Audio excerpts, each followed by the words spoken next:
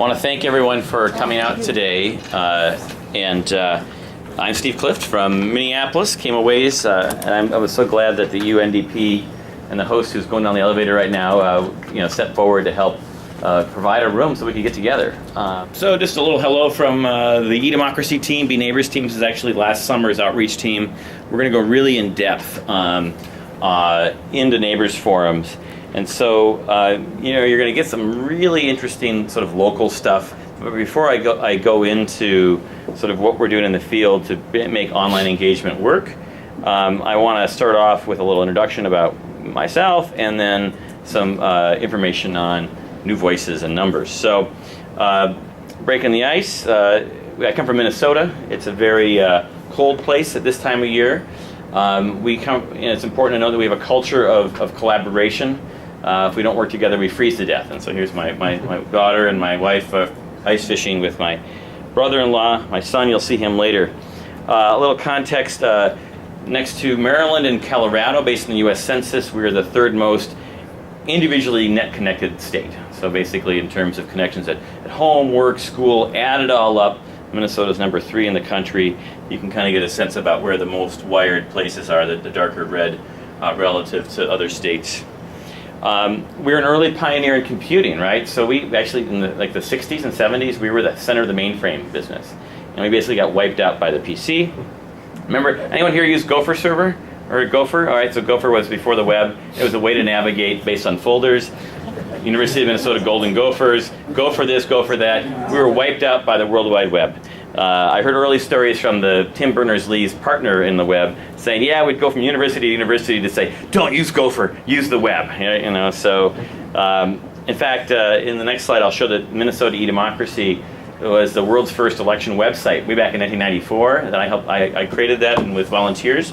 And notably, we had more hits on Gopher than we had on the web back then. I presented this in Estonia recently because I went to this mall and I really thought, gosh, how does Minnesota connect to all these indoor spaces that I found in Estonia?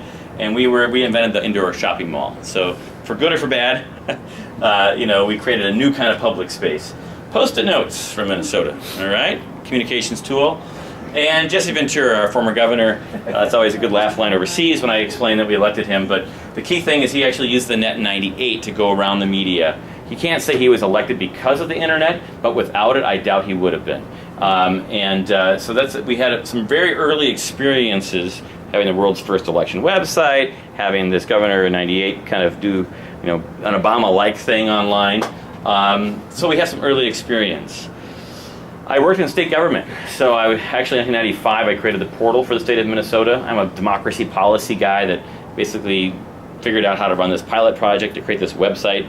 And I knew I was going to get a job with the state full-time. I had this little window, so instead of finishing my master's paper at Humphrey School, I created Minnesota e-Democracy. Because it was nonpartisan and nonprofit, I joked that I was government by day and citizen by night. Basically, I shoveled information one way during the day, and I did all the fun, engaging stuff civically. I made a living then for about a decade speaking around the world on democracy and the net. No one would pay me in the United States, so I charged overseas. A lot of fun. Needless to move fast forward, e-Democracy grew up. We got some grants. I got a fellowship, and I began working for it full time in the last few years. But ultimately, it's a sort of an organization that was born of the online town hall, and I'll tell you more about that as we dig into after the new voices. So I'll just give you a conclusion right up front. Essentially, if we thought the net was going to bring out new voices, we failed miserably so far. Okay, the people who showed up offline are showing up online and dominating. The partisans and the polarized folks are making a lot of noise and basically turning off the rest of the public when it comes to the net having a political role. On the other hand, we're doing more politics online than ever before. There's more engagement in Facebook. There's more things that are happening where, particularly during election cycles, that actually interfaces with everyday people's lives. But I think it's really important to note that it's not this inherently democratic tool. And so you'll hear me talk about democratic intent. So let me just put it out there and basically say, without intent, these tools won't bring us a more democratic future. Yes, please, go ahead. Can this Is this because of who has access to broadband and where broadband is located, that the numbers are skewed in such a way? So these numbers are interesting because they change. So more people are online, for example, in 2012 than 2008. And there are some things that are going down. So there are fewer people fewer net users who are contacting elected officials, which could, for example, say that as lower income folks who have a history of contacting politicians less, sort of demanding less of government basically, come online, then they're doing that less. On the other hand, petitioning is staying steady. So it's I actually say it's in the reverse in the sense that the folks that were like hyper involved in politics are pretty much online, and it's actually now as we get more people online and have broader access where you have to then bring in far more programming and efforts and outreach to actually live the dream, if you will, right? And that should come through. So it's there is I think the biggest issue that I found throughout the years has been if you don't have access in the home or access on a personal device that you own, you really don't have the access that you would use for civic engagement. You're going to use the tools you have if your time is limited to that hour in the library to applying for a job, to doing research for that paper. You know what I mean? So a lot of the citizen stuff is sort of tied to what your home access. So these are 2012 numbers. I got a little mix of 2012, 2013, but what's happened in the last 3-4 years is much greater equity in terms of who's online by race. So there's been a huge surge in Latinos gaining access and the like. The least connected are folks without a high school diploma and folks over 65. But it's also to note, you might think everyone has broadband, but only 65% have broadband in the home. And so the other 12%, they're getting it school, work, library, mobile, right? And so I think a lot of people overestimate the number of folks on broadband. 72% of folks use social networks. That's up from 67 just a year ago. The men are climbing finally. They are catching up. They were well behind the women by 10% a year ago. But it's actually a decline in the use of Facebook, for example, by younger users. Something key to point out is that, it's the next slide actually. So 18% use Twitter, it went up 2%. I really think that us news and politics, sort of civic engagement types, we friend and we follow all these folks that are similar to us, and it feels like all this stuff is happening on Twitter. We also see a lot of use of Twitter by teens to get outside the eyes of their parents. That's growing. If you ever use any of these place-based apps that on your it's called Streamed is one of them, and it'll show you geolocated tweets around you. And you can see it's used primarily to go out on Friday night and tell your friends where you are. It's so different in terms of how everyday people use Twitter than sort of the civic news junkies. But the folks that do a lot of politics and news, they love it because it's a zinger platform. So let me hit this home. 88% use email overall. 58% use it on a typical day, right? So 48%, this is growing, use social media on a typical day. Only 8% use Twitter on a typical day. So a lot of folks sort of have been sort of saying, well, email's old hat. I just think there's a reason why every candidate for president says, give me your email address and give me your zip code.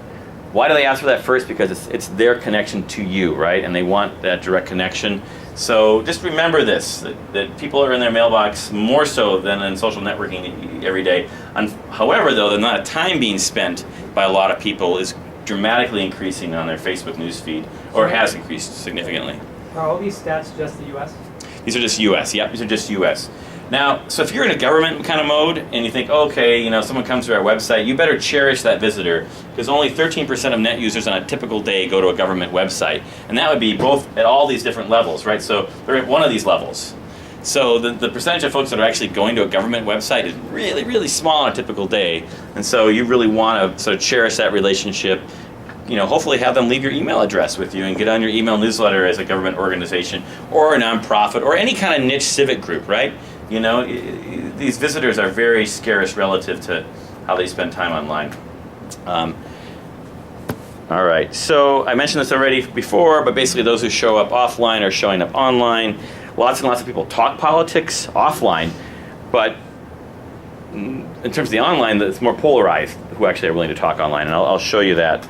And there's the gap is actually worse online than it is offline, and I'll explain that in a minute here. So, oops, like I said, duplicate that slide here. Okay, so a couple things that have come out from this Pew study is that men and women actually have fairly decent equity in terms of talking politics in general and talking politics online. The differences started emerging by ideology. So basically, this is folks talking politics in general in life. So this is kind of exciting. This is like your pool, right? So only if you add all that up, so let's just say 20 some odd percent never ever talk politics, online or offline, never ever. So this is actually once a week. Look at all the folks that actually are willing to talk politics. When you go online, then you see, look at all the folks that never ever, the moderates talk the least, talk politics online. And then look at the difference between those who talk every day. This is very conservative and very liberal. And so if you feel like if you ever go to CNN and go to their blog, right, anywhere where Americans from different political viewpoints basically come out of their echo chamber and then actually see each other face to face online, isn't it scary? It's really, really harsh, and so that's one of the big challenges we have in the civic tech space, if you will, is that the lack of civility, and a lot of it is because these folks are most motivated, and the folks in the middle are less motivated or don't find the environments appealing enough to engage. So I encourage you to go to this link here. These slides will all be online, and they have a lot of links in them. If you go right now, the ones from Finland are the closest, but it's edemocracy.org, e-democracy.org/learn. You can go from there. You can get all these slides. So I'm not going to dig into this whole report, but what I think is really, really important about it is it creates sort of this, it's done every 4 years now, but it kind of says, here's where we are. And what really made me sad, I guess, is that I felt that after all this time, shouldn't the web be more democratic than offline? Meaning, shouldn't it be actually bridging the democratic divide rather than just reflecting the divide? And at this point right now, it could possibly be said, is that the more we use online, actually, the greater the voice is being accelerated for the few. And here's a way of looking at this. Now, what Pew said is they don't say 1 out of 10 Americans do this. Because of the way samples are and mobile and this and that, they're less confident in saying 1 out of 10 Americans do this. I'm trying to extrapolate the percent, but I'm not Pew, so I did. So essentially, if you think about 38% of whites came down as online civic communicators. Now, what that means is that they use online tools to petition, to contact government officials, to comment on news or blogs, or send letters to the editor. The key thing is this: these are the questions they asked, where people basically are attempting to influence government, influence the public. So where you're going from that talk among friends to now actually trying to change something or influence something. So this is, I think, a key set of questions. And they could ask them both online and offline. And what you found was that the gap by race is greater online than offline. And that partly may be to be explained by the lack of less access by these communities as well. But these are the folks who are actually online. And so the fact that basically you have, what do you hear in society, right, online overall, in aggregate, you hear a lot more white voices, if you will. And obviously they're right and left and they're fighting with each other. It's not like it's just one monolithic thing. But I think as someone who cares about using the net for new voices, we have to focus in on this and ask ourselves questions. How do we increase contacting elected officials by people of color? How do we help lower income folks? What websites are they on, and how do we integrate, contact Congress or whatever it might be? There's a lot of things that we could do to bridge this divide. Can I ask? Yeah, please. Yeah. Question. That's 78%. What are the other 22%?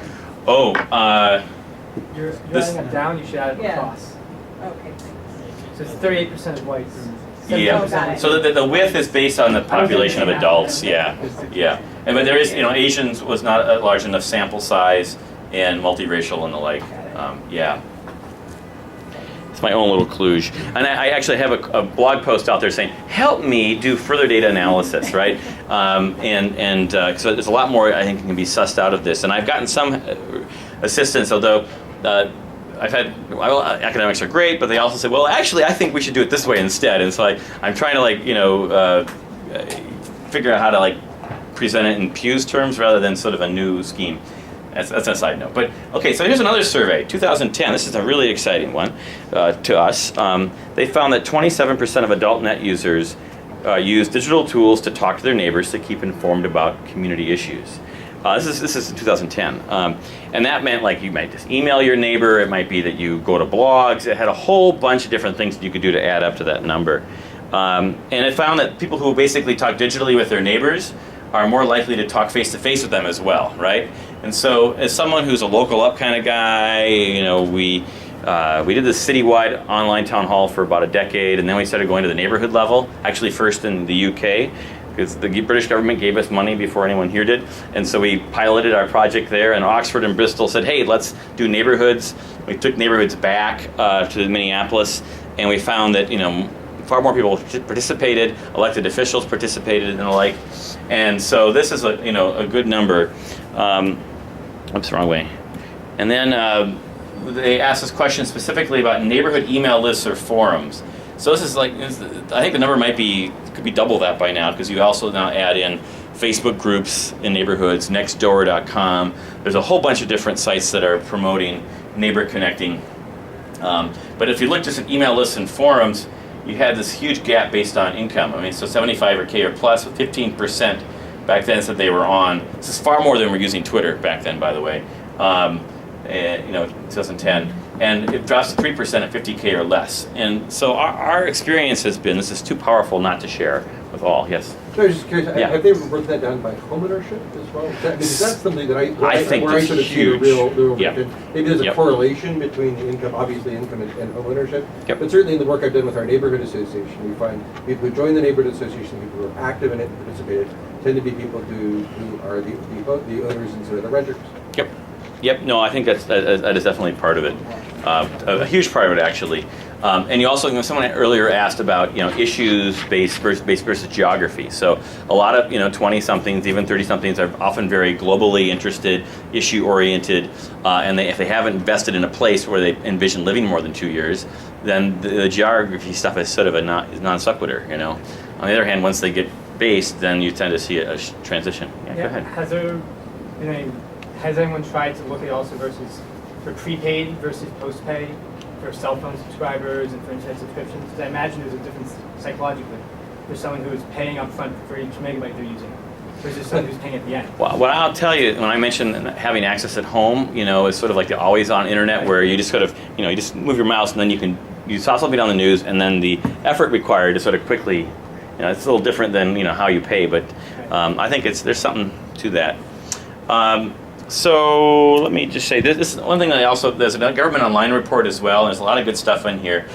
The Pew Report that found that social media, like Facebook, is being used far more equitably than sort of the more traditional things. So as more and more folks have come online, and we've had a lot of folks that have done outreach for us from the African American community, the Somali American, Latino community work for us. They basically say Facebook is the thing, right? We have trust because we know the people we're interacting with, and we have a lot of friends that, because our website is not on Facebook, it's not, and we use Facebook, but we're not Facebook based. So a lot of folks that are newer to the net in the last 5 years, Facebook is the internet. Facebook is the internet. I know it might be scary for some to hear that, but that's what they found. They asked this question even back then in 2010. They feel it's important for government to use Facebook and Twitter, and you can see that African Americans and Hispanics thought it was much more important, and folks without a high school degree thought it was much more important. And so I think it's really important to sort of think about what can we suss out of these numbers to sort of say, where do you reach, across the Democratic divide. Last two bits of info. This is back to the main Pew report. I think the biggest gap, in looking at all this, is there's a gap in being asked to take action. So if you look at being asked by email, 41% of whites said yes. Only 19% of Latinos said yes, someone asked them via email to take a political action. Telephone, similar, 40, 18. And so you can, letter. And so this is the number one lesson. Just ask. Just ask. And I think we need it as a civic tech or open government movement. We need to just ask a lot more. And just ask in a targeted way. So that's Just Asking in Action with eDemocracy's Be Neighbors project in St. Paul. The good old paper sign-up sheet. This is probably one of the only online sites where you can actually sign up on paper. And never go to the website. It'll just come to your email unless you change your settings. But this has been our way of breaking through the divide. For those who download the files, the spreadsheet, I have some just sort of background stuff there. I just thought it was important to add that for future reference. Let me just check the time.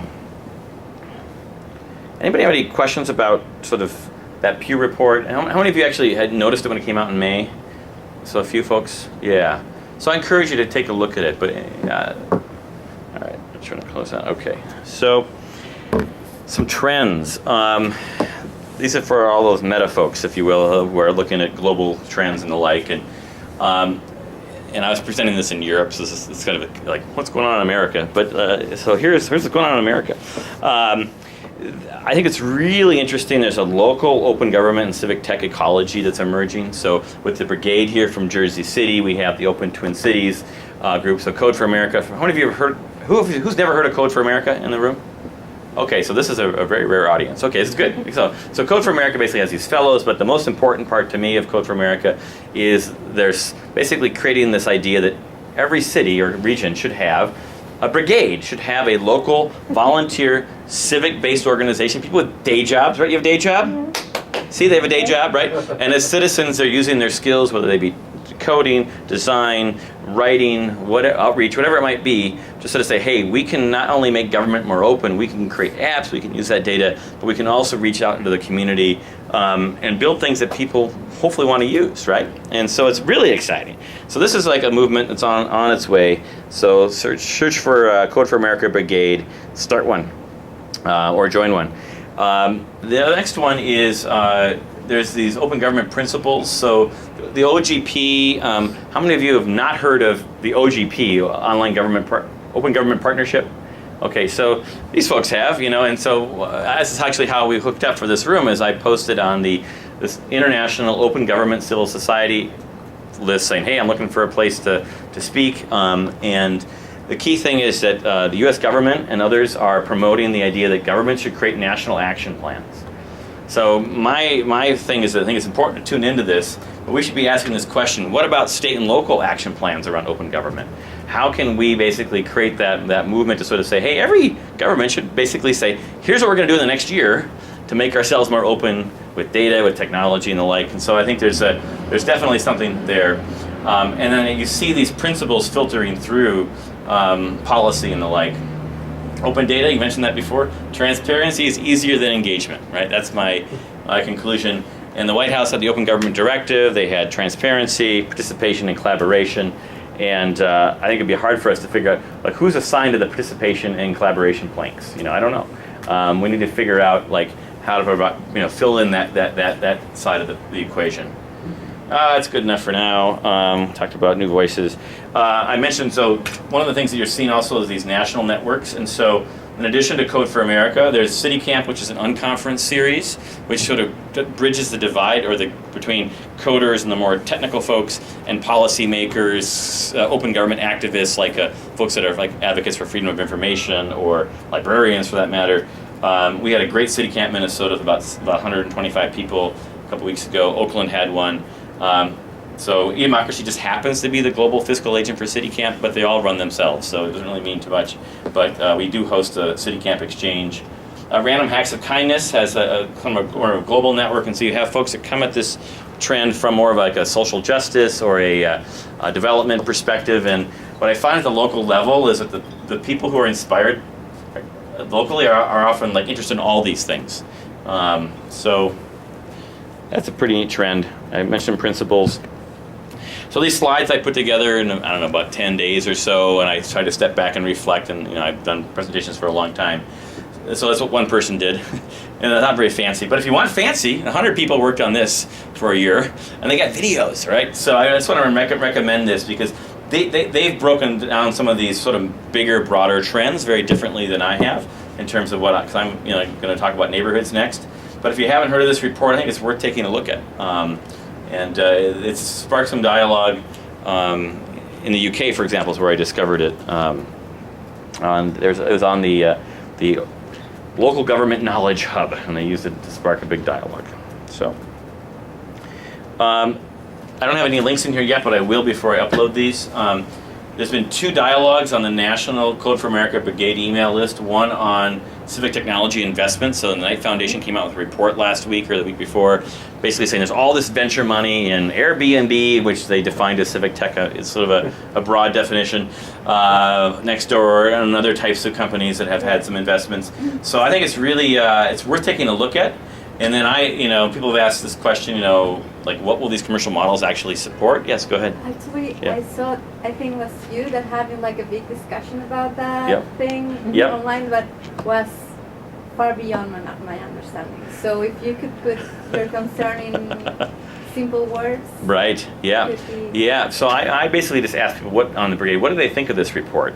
And I haven't had a chance to actually summarize my concerns. And so my concern is this, is sort of like, while there's this money sloshing around, what are the unsustainable ideas in there that basically stop us from investing at the government, nonprofit, and voluntary level? Meaning, if you can make a buck on it, why volunteer to do it?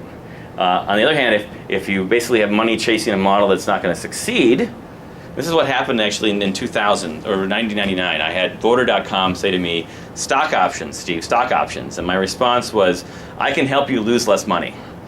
I can, and so not to say it's obviously it's great when you have models in civic tech that can generate revenue and everyone has to generate revenue to sustain themselves. But can it be purely commercial? And so my sense is that what this report does is sort of raise questions among funders, like, well, maybe we shouldn't invest in this space because the marketplace will take care of it. And that's my personal concern, is that there are things that actually won't be, particularly anything around equity and inclusive outreach, anything that sort of says, and then let's make sure low-income communities are served. Anything that I've seen so far, even where government funds it, they're not investing in lower-income communities in terms of usage, often. The other is a big discussion about justice. That's the other discussion, actually. So we had City Camp. Someone did in Minnesota. Someone did a blog post about it. One of our Bill Bushy from Minnesota posted it and sort of saying, "Look at this blog post. Boy, this is a big discussion about how should civic tech be tied to social justice." And again, another 50 comments. And someone's actually summarized this one. That's kind of helpful. And so I just think it's really important because.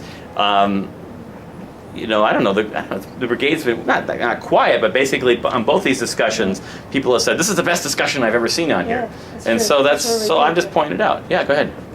For those of us who may not have done all this, is there a way to get to take a Yeah, look at it's public, and so when I upload these, I'm going to create links right to the discussions. Yep, so I'm going to upload those. And if you can't find them, email me. And I'm also going to be I'm going to be actually pushing these out because they're that valuable of a dialogue, I think. So, see, I told you I have a lot of slides, and I'm hardly going here. All right, so neighbors online. So why after 20 years do I care about like really, really deeply local stuff online? And it's my viewpoint that basically neighbors online is the most effective starting point for civic tech and open government to reach mass and diverse participation. In my neighborhood, I now have 30% of my neighbors engaging on an online forum pretty much every day, right? I mean, not everyone posts every day, but I'm reaching 30% of neighbors. When I did our online town hall for 10 years, on city politics, 1%, the most political, would show up. 1%, 30%. Now, it might be that lost cats are like the big motivator, for getting people to join. But if for someone who wants to have the broadest base of participation and want to do things that are relevant to people's lives, to me, Neighbors Online is like the place to start, or Locals Online in general. Yeah, go ahead. Did you ever try to do anything with AOL Patch? So AOL Patch, there's a lot of models around sort of local journalism where news is in the center, and this model essentially, they're like roving book clubs. These are discussion groups that basically go out and find content, but not necessarily driven by the content. Does that make sense? So Patch will write stories and people will talk about it. That's a much more costly proposition than people sort of creating their own stories, if you will, and having their own discussions. But then again, the quality often of the information shared can be higher in a journalistic setting. In the back, and then come forward. Local wikis? So Local Wiki, that's a good one. Yeah, it's a site called Local Wiki. Davis, for example, has one, and there are a handful that have broken out beyond the where collaboration has driven it. Does that make sense? Successful? Well, the issue is like, can you do a wiki beyond Wikipedia, right? So like, there are pages about most cities, but they're more informational versus like a wiki done for events. And I don't know. We started one here in New York, and it hasn't taken off. Yeah, I mean, we use MediaWiki for some, like we crowdsource election candidate directories, and I find that the only way you get people to submit is if 85% of the work is done. So if you do 85% of the work, then you can get the community to do the last 15%. But unless you've done most of the work, so anybody who's attempted to sort of say, here's the wiki now, let's fill it up, unless you have like parties and pizza and events and like a couple lead editors and and any kind of like then they tend to kind of go. So, please. So that kind of leads me to my question. How are these communities being formed organically, or do you have one or two people that get together and they're like, hey, let's start this community, build it out, and then also how are they spreading word of the community to invite other neighbors to come in and engage as well? That's a great question. So this whole presentation is next we're going to dig into that. So that's good. No, I mean, just ask is key, and leadership is key. And so, there are thousands upon thousands of Yahoo groups that were started in the late 90s and early 2000s for neighborhoods across this country. Maybe 5% worked. And some of them work wonderfully still to this day. And even on Facebook, I mean, you dig around Facebook groups. If you search for your neighborhood name or your block name, you're going to find stuff in there where the technology made it easy to think you could start it, but they basically didn't know enough people to get the ball rolling. And that's where organizing really can matter, or just having someone who starts it who's pretty tapped into the community. And those folks are golden if they're willing to use your platform. Go ahead. Yeah. Or go ahead. Yeah. And how do you define a neighborhood in Minnesota versus other places? Do you have any idea how geographically diverse? Yeah. So I mean, Minneapolis has official neighborhood boundaries. My neighborhood association covers about 10,000 people, as an example. A lot of folks might think of their neighborhood as like their cul-de-sac, right? So it's been varies from place to place. We have found from our experience that areas between 5 and 15,000 are sort of our sweet spot. They're large enough to be public spaces online, but we also serve, like in St. Paul, they have some district councils. They're more than one neighborhood, but they have 30,000 people. And it's a much different feel. You can't walk that like you can in my, it's kind of a long walk to go across my entire neighborhood, but basically it's, there's a little more intimacy. So part of the answer is that if you cover too much of an area, people aren't going to be as friendly to each other. Where if it really is 5,000 people or 10,000 people in the population base, not everyone's going to join.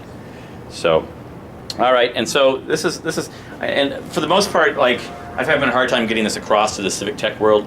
I think a lot of folks are sort of open government. Government is in the center, more into sort of getting data out there and reacting to, say, government policies. But as I dig in here, I'll explain why I think this is a great starting point. This is where we are now in Minneapolis. This is my neighborhood right here. St. Paul, we have a grant from the Knight Foundation to basically cover the whole city. They have their own. There's a Facebook group here. Next door is kind of leaking in here a little bit. And then we cover all the low-income areas because no one else has, right? And we basically have figured out, how do you actually, export the model when every neighborhood here, we recruit a local volunteer. That's the key. But it is far harder to go into a community than to have it happen organically, but we're working on how to jumpstart it. And when you say recruiting, is that like you're my friend in the real world and I'll pick up a phone and call you out? So our recruiting is, we've had these citywide online town halls on St. Paul issues, Minneapolis issues for years. So the low-hanging fruit is sort of saying, hey, does anybody have a neighborhood where they want to start one of these? Or know somebody, and then the next tier would be contacting neighborhood associations and sort of saying, hey, we're working to start some forums in St. Paul. Do you have anybody in mind? First question we often ask is there already something already there, right? So the last thing you want to do is create an online space where they already have a Facebook group working. So it's important to dig around a little bit. But that's how we start, and then where we've done our work in lower income communities, we've taken 6 months to build relationships and connect and sort of define the right person who could be that facilitator and talk it through. And that has been, Ford Foundation supported that in Cedar Riverside, and now the Knight Foundation. So it's pretty, Did you find out in those neighborhoods the organizations already existed, like little neighborhoods associations? That another really, was it organized or? Yeah, so from the Minneapolis beginning, and or- St. Paul are fairly well organized. What is really notable is how varied their support will be for these types of efforts. Right. Some will view it as an outsider thing. Like, for example, I can do work in England and not get too much flack, but I cross the river in St. Paul, I live in Minneapolis, I'll get more flack. You know what I mean? There's this, and then the personalities of the leaders, whether they be the executive director or the officers, the executive directors in particular, it really varies. So if they think of this as too democratic a model, or potentially a place where just the loud voices of the neighborhood will be amplified, they're more conservative about supporting this. Go ahead. And one thing I noticed about the minority communities is that no one really goes in to explain, and they want to feel empowered. And that's the issue. Like when Facebook came in and then donated money to Newark, the people felt cheated. They didn't trust Facebook anymore because they were not asked, what are you going to do? How's this money going to affect us? And so that's where the distrust comes in. Yeah. Yeah, so that's a great point, and there'll be a couple of slides that will help on that as well. So here's a story. So in Powderhorn Park in Minneapolis, there is about 1,000 members, 1,200 today, and someone was up at their cabin, and he posted this message, and he basically frantically said, "Our wheel of cheese is missing." All right, so he works for Pastureland Dairy, an organic dairy. They sent a wheel of cheese to the National Cheese Competition in Seattle. And the cheese went missing. Someone moved the cheese, right? And they found out from Homeland Security that you cannot overnight anything more than a pound. I don't know if you've ever heard this before, but basically if it's more than a pound, you can't overnight it. At least that was the word. And so he basically said, is anybody by chance flying to Seattle in the next 24 hours? And so he got a reply from a neighbor who he didn't know saying, I'm a retired flight attendant for Northwest Airlines. I've been looking for a reason to go to Seattle. They got her to the cheese. They found a wheel at Surdyk's at a local shop, and it won the national competition. No, it didn't win. It didn't win, but they got the cheese at the competition on time. And this is the biggest story on all the cheese blogs, 3 years ago. Cheese was really. Cheese blogs, yes. What's that? I'm sorry, I get lost. I'm sorry. So cheese was lost, or was yeah. So somehow it was at a competition, and so it was in Seattle is 4-hour flight away, right? So it was lost, and he got a neighbor to help get a wheel of cheese there. Now the key thing is that when you have your community connected, you just never know how people are going to use it, but they like to use it to help each other. And so I have a bunch of stories. This is my neighborhood. My kids go to school here. There's my house right there. I have an open porch. The house had been basically condemned because it was really run down, so no one ever enclosed it. It's much nicer now. And anyway, so that's my porch, and this is my neighborhood, right? So my phrase is sort of small homes and big hearts. When I was flying over, into LaGuardia, looking out over at all these very densely populated blocks, it's sort of like that block is my neighborhood, you know what I mean? So obviously neighborhoods are so different in terms of how they're made, but so this is the context, this is my neighborhood. A lot of new families have moved in, lots of babies everywhere, essentially. And now we have about 30% of households. So, I've been there about 10 years. So the concept is this, it's not going to be new to too many of you, but it really is this simple. We're just assigning an email address to a neighborhood. That's it. We just share a mailing address in a little box, and we can see stuff. It's not that much different than a Facebook page or whatever, but at its core concept, we're just sharing a mailbox. And it's kind of like Twitter simple in the sense that it's really what people do with it that matters more so than the fancy technology about it.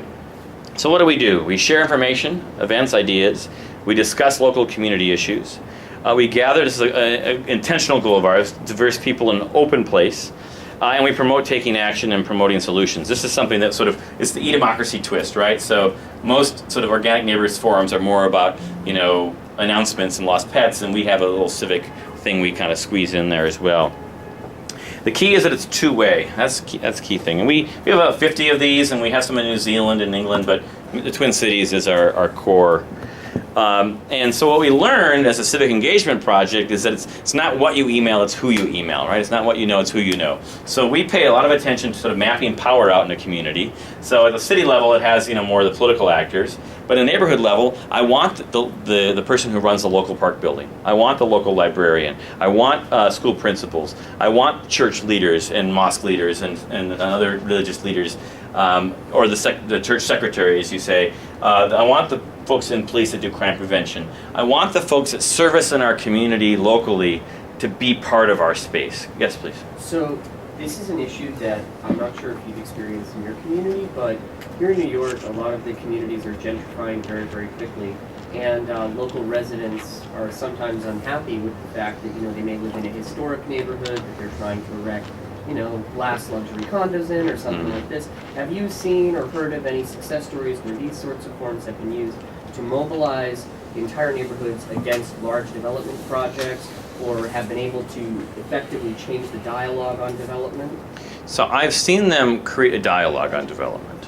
And mobilization in some ways comes from those who want to do petitions and really organize. And these forums are used all the time, particularly like airport noise. We've got a big problem in South Minneapolis. They changed the patterns, and 50 years of patterns suddenly were out the window for parts of my neighborhood. And so mobilization, getting hundreds of people to community meetings have happened across our networks. But you also will see an example is we have a new light rail line, or a 10-year-old light rail line on the edge of our neighborhood. So the folks that are nearest a development are saying, well, the shade, it's 1 story too tall, the shade in my backyard. And the folks that just live 5 houses away are saying, hey, there might be a coffee shop there, and so you have a bit more of a balanced dialogue about things. And so I would look at these spaces as, if you could think about it as, how do you get the newer residents and the longtime residents to basically become more familiar with each other and more connected? And it's obviously could have some sparks with it, but why not? Let's get people mixed up. Go ahead. I have a question. I love the fact that it included the police and school librarian and principal. I think in Jersey City, actually, a lot of those employees don't live in the city, and how is that? Well, that's exactly right. So, now some folks came in late. Does anyone here work with Nextdoor? Because Nextdoor registered. Okay, so I was excited. I was hoping Nextdoor would be here, because Nextdoor is a resident-only system, right? So you have to live in the spaces that you register for. They call it the private social network for your neighborhood, and that's my number one beef with them, is that the barista who serves me coffee, the woman, or the person who comes in and does is a nanny during the day, right? And then goes back at home. I mean, she's as much part of that neighborhood as the person who will live there. And so I think that we need to have spaces where they're welcome and reached out to. So I think that the key thing is whether you identify with the place rather than whether you live there. And you also have people who are the younger children of seniors that aren't online, and they heard this crime prevention discussion there, so they're going to want to watch that forum and then call up their mother or father and say, I thought I'd let you know what I've seen on the forum. And so, that's viable if you have a space that's more open. The other thing here is in-person conversations. So this was what was exciting to me about the local, is that you can do something online and then go to a meeting. And someone will say, I remember what you said. This is what happened at the city level when we went from state to city, is that people begin posting things and they get in the newspaper, or they'd be at a meeting and someone would say, hey, I read what you had to say. And so that affirmation that what you had to say online actually meant something in the real world, if you will, and it got into the newspaper or it got sent around City Hall. So I've gotten phone calls, from a city department that I didn't even contact, because the email floated around and they said, we hear you're having trouble with squirrels.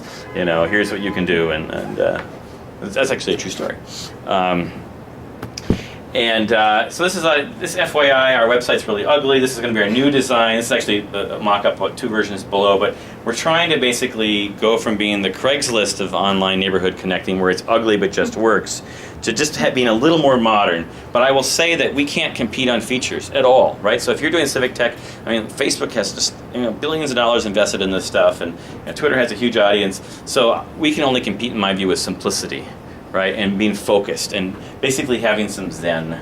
See, we're going to add some sponsorship, but really, it's how do you make things simple? And so we're looking for. So if any of you are designers, we have a design draft out. We're looking for feedback. Yeah. It's not for disencourage your efforts, but why to have a new platform? For example, now I put together like a lot of people working in digital government in Latin America in a Facebook group. Yep. And there is a discussion because the group is doing really well. Mm-hmm. So it's a discussion if we should have, I mean, it's not an Yep. good, but it's similar. So if we should have our own platform or being on LinkedIn that is more Mhm. serious. But for me, the people, I Yep. mean, 80% of the people I want to have talking there is on Facebook. Yep. And so how do you I call it going to the digital parade, going to where the people are. So if I had no outreach resources today, if I didn't have outreach resources and I just wanted to do my neighborhood, I just create a Facebook group. And the reason I create a Facebook group is that friends can add friends without their permission. Incredibly invasive, right? So if I find like 10 neighbors that are kind of networked and they have already friended, I mean most people don't friend their neighbors, but if you can find the 5 or 10 that have friended like 5 or 10 neighbors, and then let's go and add them because that's their personality, bam, you got an audience. And so I think like Facebook groups is probably the number one tool where I see organic neighbor connecting happening. However, I was just in Norbiton in England, and the most deprived area of Kingston, which is they call a leafy borough. So it's actually a relatively well-to-do place, and it has private housing and social housing and some towers. But basically I said, don't be shy, how many of you don't use Facebook? And over half people raised their hand, which surprised me, but it was a 50-plus kind of crowd. And so one of the things you'll find is that in neighborhoods, if your technology sort of goes one way, yes, you'll get lots of 20 and 30-somethings, but you might not get the folks that say, I'm not touching Facebook for anything. And so we've had great dialogues on some of our forums where people have said, why don't we just use Facebook instead? And then they get blasted by someone who says, don't you dare. And then they find out that we actually feed our stuff into Facebook, and we've been doing it for 5 years. They just never noticed. So because we're open source and we have Creative Commons with our content, and we basically syndicate our web feed into headlines on Twitter and our excerpts into Facebook pages. Now, Facebook pages are being diminished by Facebook in the sense that they want you to pay to get exposure to the people who like you. So Facebook, I don't know if you caught this news recently, but Facebook pages are basically now being touted as a way for a brand to pay Facebook to reach the people who like your page. It's just the way it is, and I don't know whether that's diminishing our reach even further. But here's my key thing. Reach people where they are. So one of the key things with the redesign with the mobile interface is that the mobile web design is much more user-friendly than the current design. So this is the current design, which is it's very basic, but it's discussions. So I'm not going to read this list, but let me just say this: is that there's horizontal and vertical. These are all these benefits that I've heard someone somewhere say this has happened somewhere in local online space. From emergency response, so Hurricane Sandy, there's a bunch of Facebook groups created related to that, to helping youth get tied into shoveling snow and raking lawns and the like. All kinds of great things that happen. And I refer to these as, I call them horizontal versus vertical. So you basically have a lot of, in this case it's a horizontal space where people do lots of different local things. And then most of the civic tech movement is more vertical apps. So essentially they're specializing in sharing tools. They're specializing in like mapping this data or reporting 311, whatever. And it's not to say that one is better than the other. They're just sort of two different models. And one thing I'll say is my view is that the horizontal is basically where you get the demand function from. What do people actually do versus what all these nifty apps want to do? Go ahead. Why can't you integrate the two different styles together? What do you mean? Horizontal and vertical? Yes. I think so. I mean, one of the things, my premise of the whole trying to get 10,000 participants in St. Paul has been, if we can create the world's most inclusive local network, then for giving them what they want, a lost leader is finding lost pets, and now we have them in a space. Now we can have the community survey platform. Now we can work with this tool. And the challenge of the civic project is if you have to get your audience just for one app, it's too expensive. But if you have them, we can then reach them with new ideas. I'm not going to read all this, but the key thing is that people might say they want something, but they might not actually do it. So really, feel free to take a look at these questions, but the key thing is trying to figure out how we can learn from neighbors online to figure out what we might want to do. And I'm going to go into speed mode here. Check the time. Yep, speed mode is definitely it. people help each other. They share. They ask questions. They influence. So this happened last week, a couple weeks ago. He has cancer. He's in the neighborhood. People are doing a fundraiser for him, lost pets all the time. This is the number one thing, is that local spaces unleash the capacity of neighbors to help each other. People are sharing announcements, sharing stuff. So if you heard of Free Cycle, well, people would rather give their junk to their neighbors rather than have, well, actually, give their good stuff to their neighbors rather than having it given to a junk dealer who sits on Free Cycle and drives across town. They also share a lot of announcements. That's a big bread and butter piece for us. Questions. So, you know, when we get the first snow emergency, people's cars are towed, there's always a new resident who says, oh my gosh, what happened? My car got towed. And the rest of us basically say, you know, tough luck. In fact, why didn't you move your car in time? Because now there's a big rut where, you know, the plow went around your car before it was towed. This happened, you know, lots of discussions about service providers. And Nextdoor has a lot of this. Angie's List has actually just added a place where you can talk to your neighbors because they see competition coming from Nextdoor. Because people also basically want a free Angie's List. The Neighborhood Association, by the way, has taken our forum and has created a booklet then of recommended providers. And so they basically have taken the raw content and created something useful. So questions and answers, I mentioned that. So informing and outreach. So this is where elected officials come in. The number one thing about local spaces online is there's someone who can say, those are my voters. Those are my voters. So the big disconnect nationally on politics, online, all that sort of vitriolic stuff is that you can never tell who they're connected to. But when you actually have a city council member who can say, this forum is within my district, these are my voters, they can do constituent service. And so we see that a lot.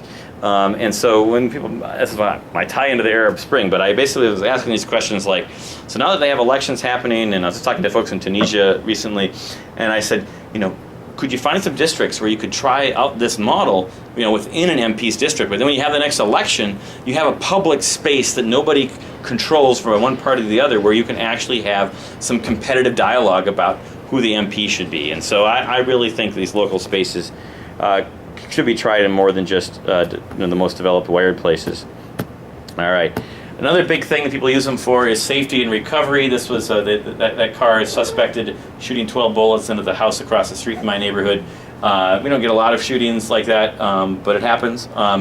Ironically, they said wrong address. Oops. But they haven't caught the car yet. But people in the neighborhood have created posters and signs and are using the network to push out awareness. This is someone's personal security camera. This is actually Seattle. This is one of the horizontals. Seattle has some of the best crime stats online. I know folks in New York were talking about it on the Beta New York. There's a news site. I think we need to find out who are the 5 best cities that have done this and put the feet to the fire for the rest of the governments around to make sure we have better access to better maps. So I mentioned, here's a Hurricane Sandy piece. How many of you joined a Facebook group that was locally oriented after Hurricane Sandy came through? Anybody? Which one were you on? I was part of Occupy Sandy. Occupy Sandy, okay, that's, yeah, and how, any others? Same, so Staten Island Strong, anyone heard about that group?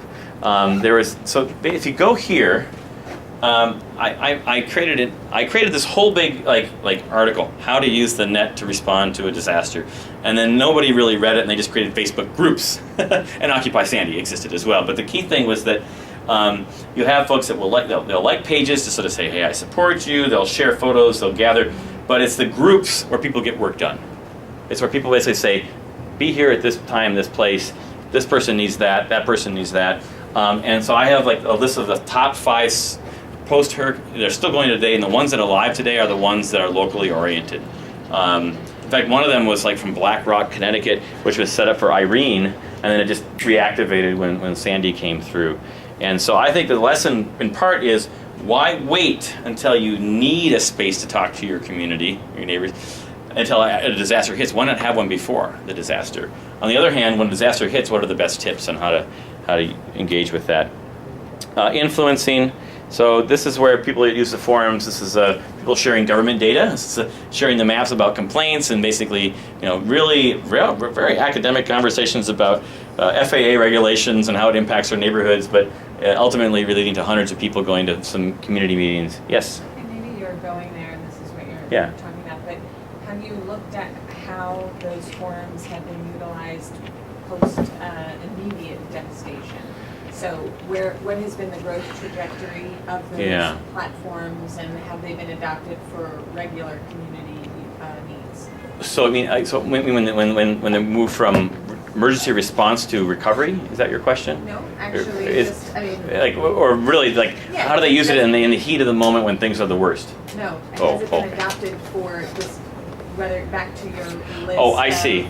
So that's a big question that I'm interested in. So I've seen on some of these Sandy groups, basically people will say, this is only about Hurricane Sandy, you're not supposed to use it for other stuff.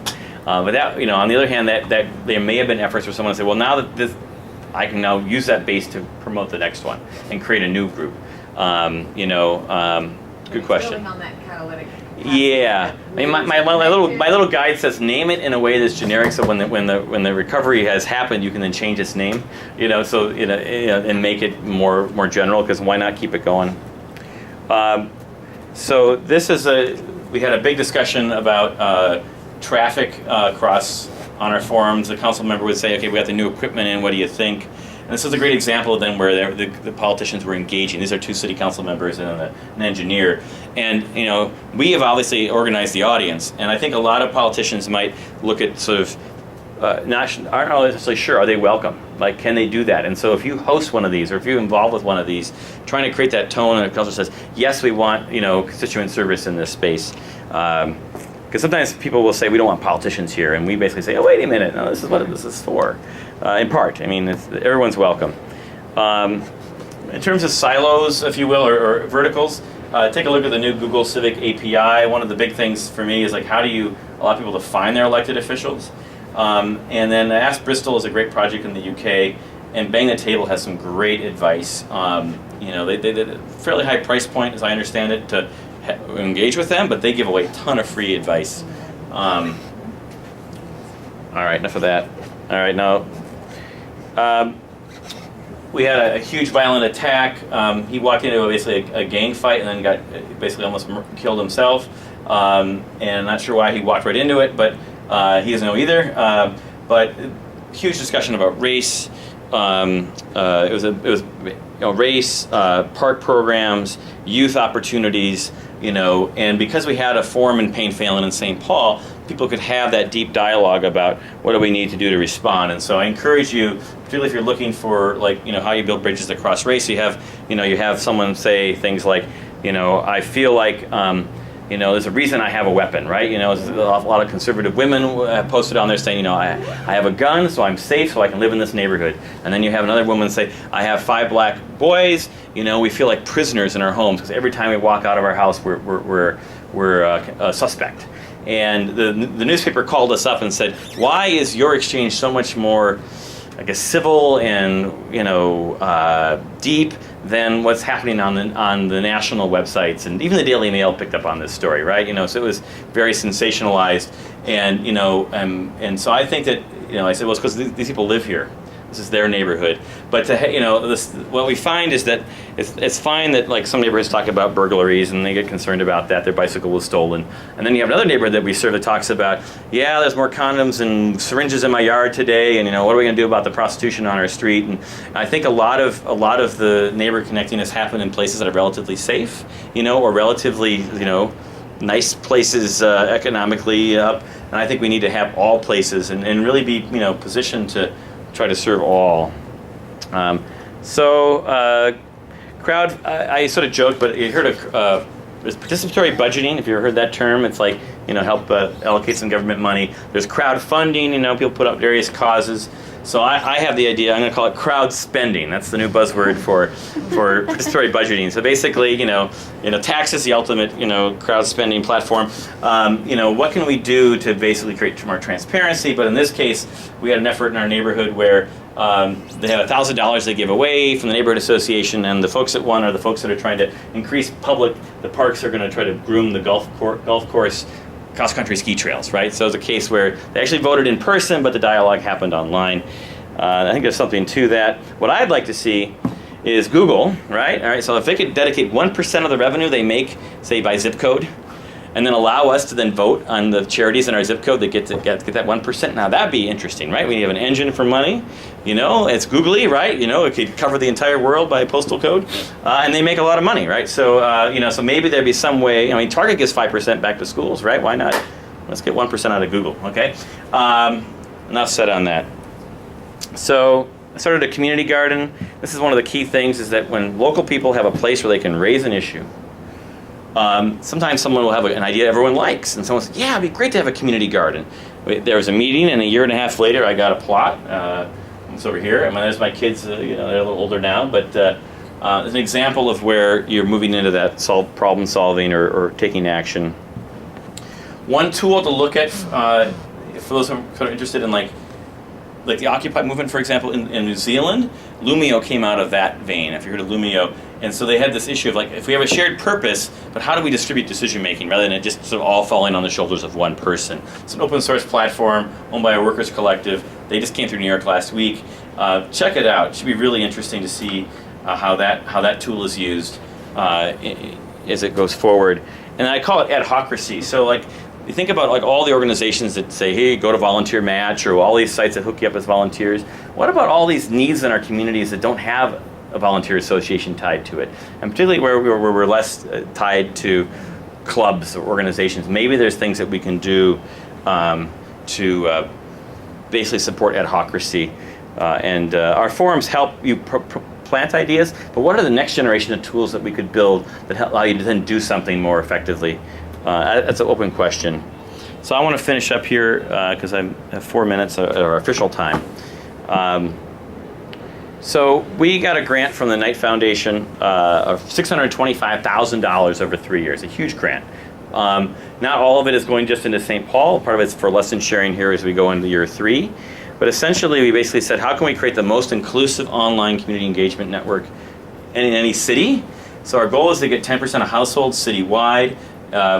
We focused on the areas that didn't have spaces online, which is most of the city. And we basically combined in-person networking with online outreach. The key is that we hired people from very different backgrounds. Many folks grew up in refugee camps in Somalia or in Kenya or in Thailand. And we've done over 2 summers, community events, festivals, soccer matches, door to door.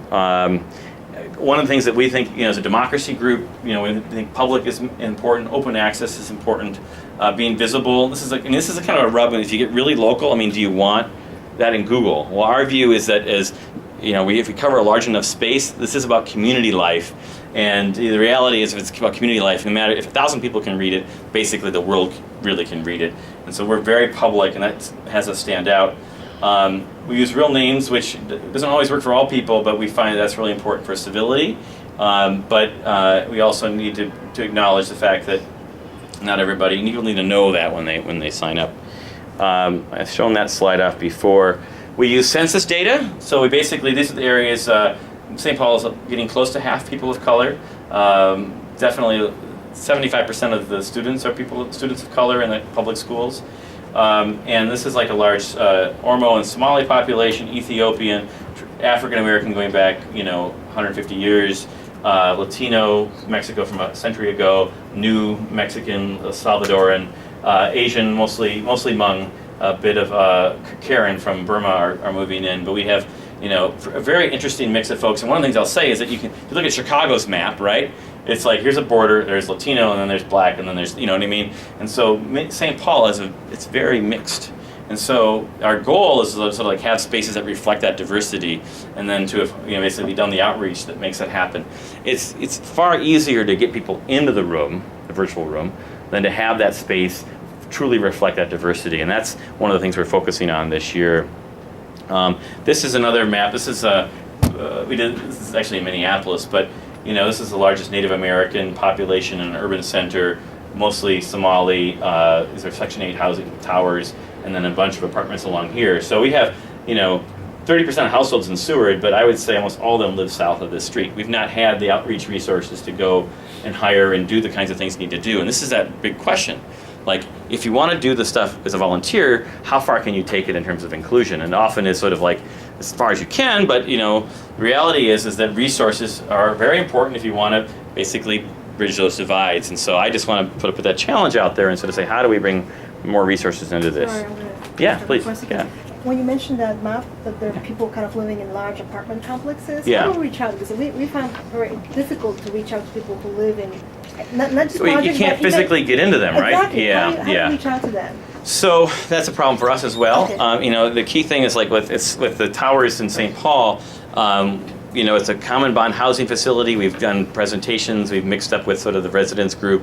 Okay. You know, and if I did it right, we'd do like 3 events there, and you know, and like the key thing, and this is where Cedar Riverside is. So this is our Ford grant actually was up here. Mm-hmm. So it was a multicultural dinner at the community center. So we're lucky here because they have a community center which is right next to the towers, and it's a hub. It's a big hub, and so yeah, I mean it's amazing. You know, for the neighborhoods that don't have a community center that's outside the complex, 10 times more difficult to break into those areas. But it's about relationships and trust. A lot of them have computer labs. A lot of them have training programs. You know, find the people that do the digital inclusion work in them. So as a finish up here, you know, so in the field, Somali Independence Day. This is a kind of a fun story. Vang, these are 12-year-olds from a baseball team based in a public housing complex. He's their coach, been a coach since he was a high schooler. But they used to help go door to door and translate into Hmong for Donna, who's taking the picture, who was our sort of African-American grandmother of the group. Donna, when we hired her, was homeless. And this is one of the things that, she's living with friends at the time, but she was, you know, technically homeless. These guys helped her move into her first permanent housing because she got off the waiting list for homeless transitional housing. And I think one of the lessons that I didn't expect from this was how valuable it was to like create jobs, right? You know, even something, and to basically be able to create a position where people were authentically connected to their community. We did a lot of work in our hiring. You know, we didn't pay very much, but I think that kind of outreach and like getting people out there, that's really missing from most of our sort of civic tech world, because obviously maybe that's all volunteer based, or the folks that do this that work in government, like think about healthcare.gov and all the folks they want to use that website. Now look at the demographics of who doesn't use government websites, right? You know, so there may be a mismatch there, and so how we market it. Last thing I'll say is that not every neighbor wants you to knock on their door. On the other hand, this guy was at a crime prevention meeting. He signed up at a crime prevention meeting, even though that was so it really surprised me. And lots of pictures and a little bit of growth, and that's enough. The key thing is that we are in this position where we call it forum engagement. We have an African American lead. We had a Latino lead and an East African lead, but they went off and got better jobs. You know, that's the challenge, right? So but the goal there is to basically hire folks part-time that can be that bridge, because if we don't, we can't just say it'll hope it just happens. And it does just happen in cases, but not all neighborhoods, and so this is a key piece. Yes? About the size of the communities, just as they sort of naturally are occurring, you know, 10,000, we were saying this is with advertising. What about when there are issues that are cross sectors? So like the University Avenue light rail, wherever that's being built. Yep.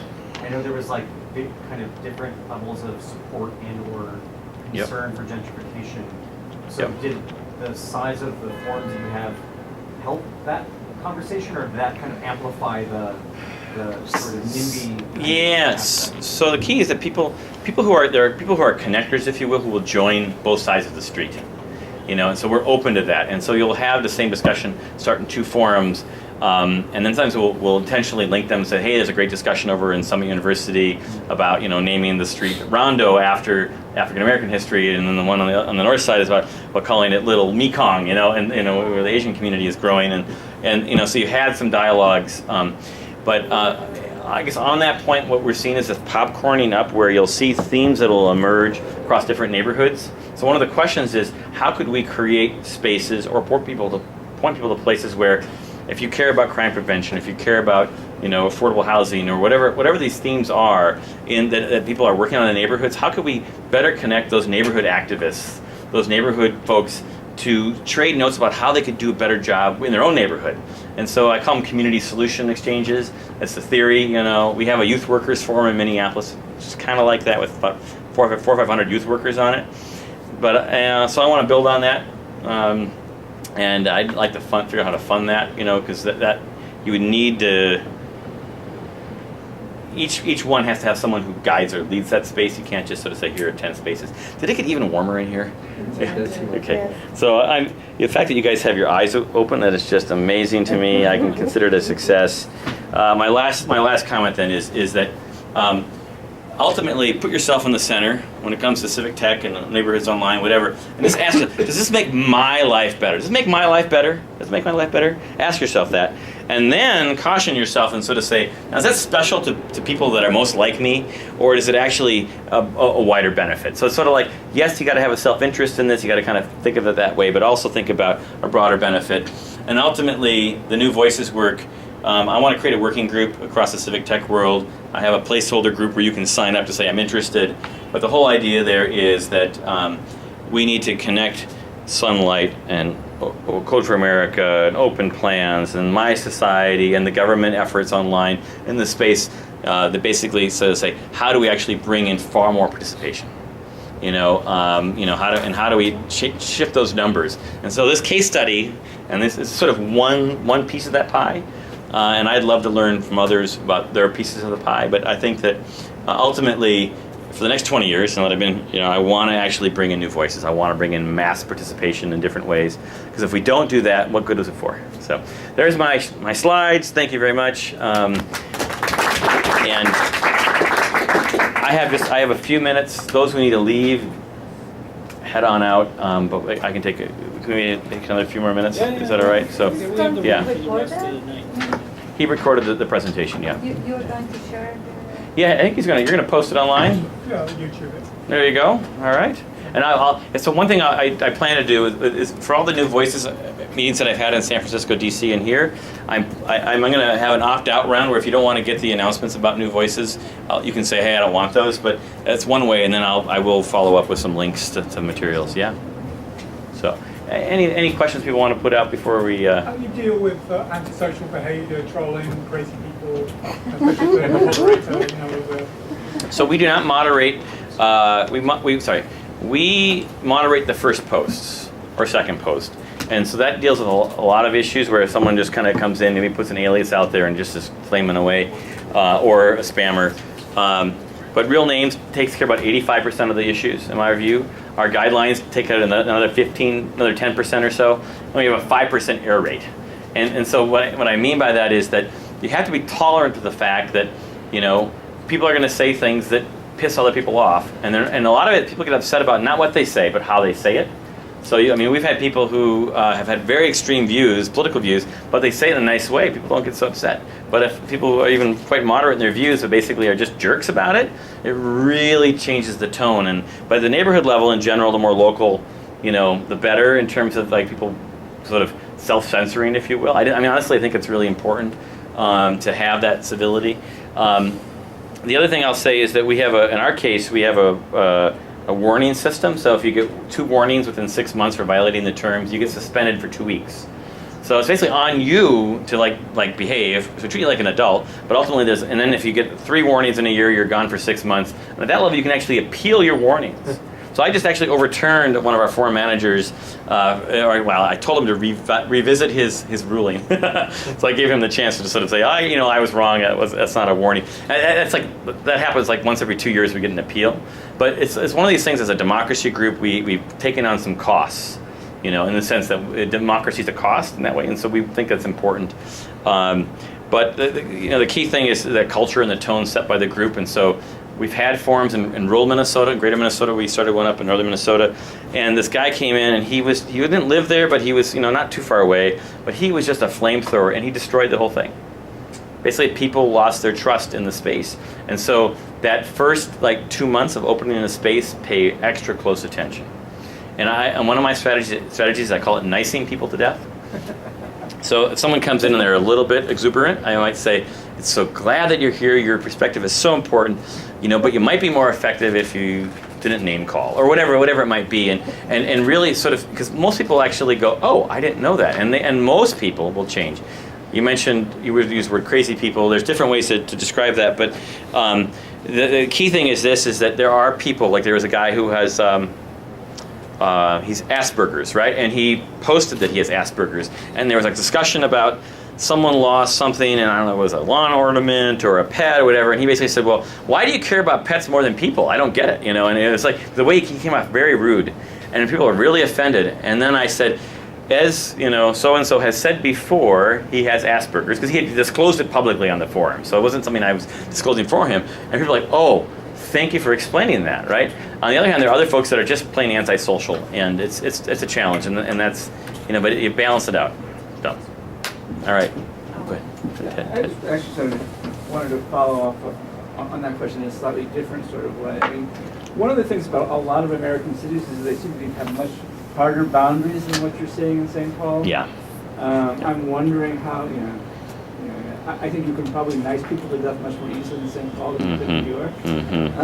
Yeah. I'm just wondering if you were, how well does the model travel to places which, is not as friendly as we are in the Midwest? Yeah. So I think the forums obviously will reflect the culture of the place where they are.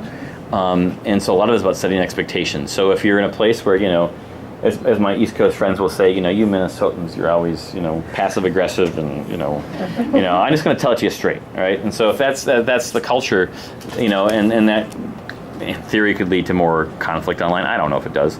I just think that how that's managed, right? And just sort of say, hey, as long as we're not calling each other names, and just sort of have I think that's just key, and I also find that there are folks that are really anti-government, right? Because they're just really anti-politician, and we basically say politicians are people too, and I just try to kind of go in there and sort of just keep it as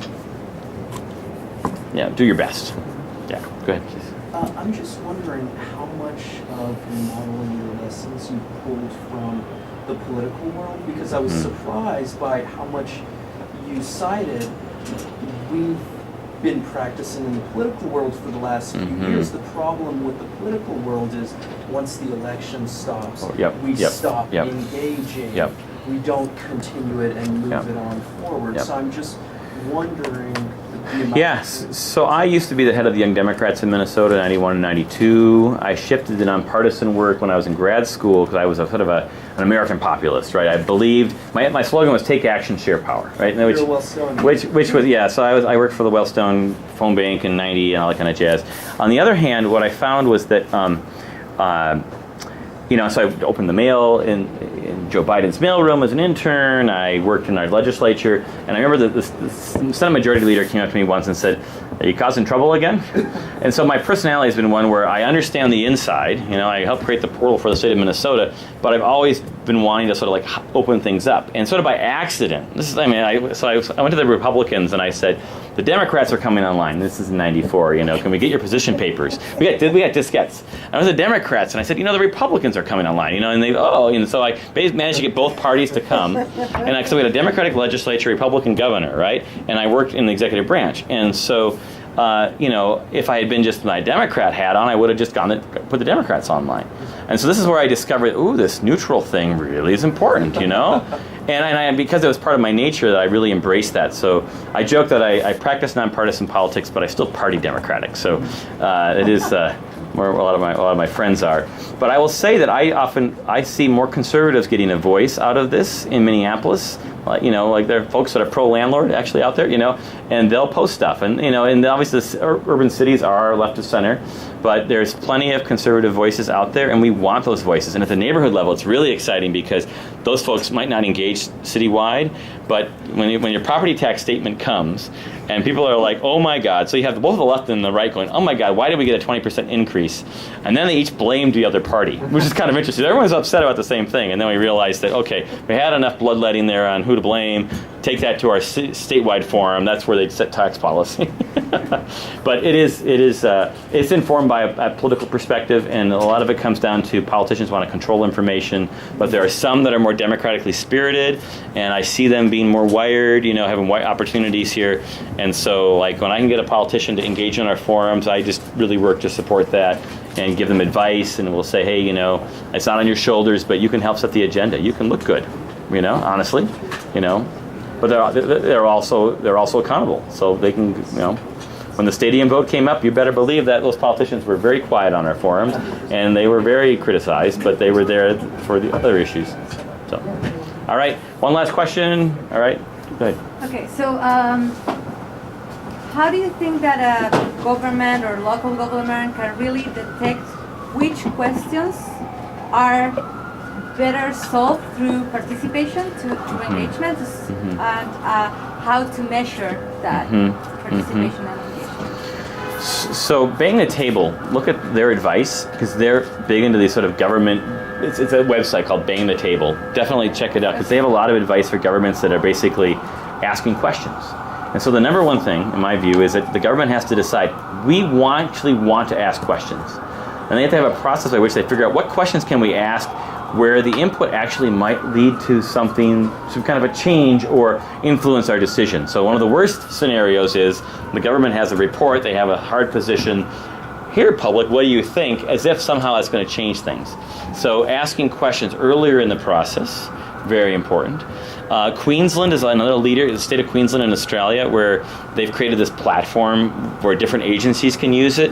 And so one of the other tips would be, don't have each ministry create their own e-participation platform. Figure out how to create the equivalent of the digital chamber, if you will, or the tools that they can be shared across multiple agencies. There are a number, in the US there's a lot of commercial tools also that people can rent, if you will. Granicus for webcasting, or MindMixer, or there's other different tools that are out there. But